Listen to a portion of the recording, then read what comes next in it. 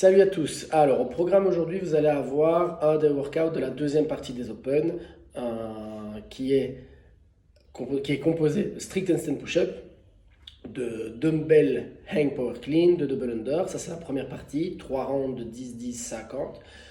Une minute de pause obligatoire. Et puis, on reprend 3 rounds de toujours 10, 10, 50. Mais là, on est sur des handstand push-up avec le keeping.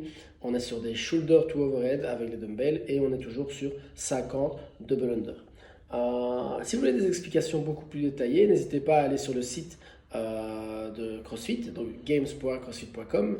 Là, vous verrez un petit peu toutes les explications du WOD, mais il n'y a pas de scale, okay? Parce que pour ceux qui sont passés sur la deuxième partie, il n'y a pas de scale comme sur la première partie des Open. Donc l'idée pour moi, c'est comment dire, ce WOD,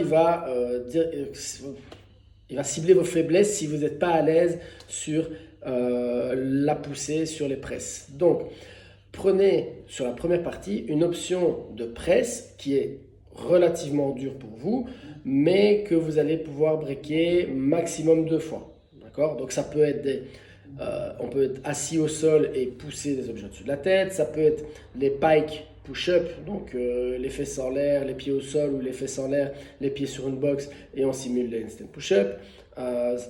Tout ce qui va vous permettre de presser au-dessus de la tête et qui va être difficile, prenez cette option-là.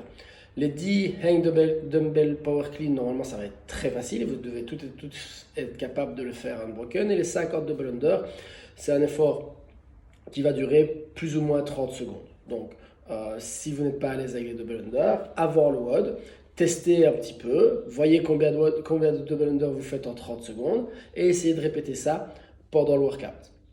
Si vous n'avez bien entendu pas les double under, restez sur 50 et faites des single under. C'est pas du tout un problème. Une fois que vous aurez terminé ça, on est reparti sur de nouveau des handstand push-up, mais là, prenez une option avec laquelle vous savez faire 10 reps unbroken lorsque vous êtes frais. Ça va?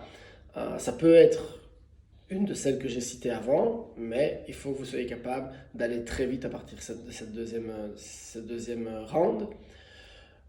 Dumbbell shoulder to overhead, là vous allez être debout et vous allez presser les dumbbells au-dessus de la tête. Et pour les double under, on prend toujours la même option. Pour ce WOD, vous allez avoir besoin de stabilité dans les épaules et de prep au niveau des triceps et des pecs. Okay? Donc, moi, ce que je peux vous conseiller de faire, c'est de prendre soit un élastique, soit de prendre des petits poids et de faire tous des mouvements de rotation. Donc, ça peut être des Cuban rotation, tac, tac. Ça peut être si vous avez un élastique ou même en étant couché au sol sur le côté, on va faire des écartés. Donc, j'éloigne de moi et je ramène vers moi.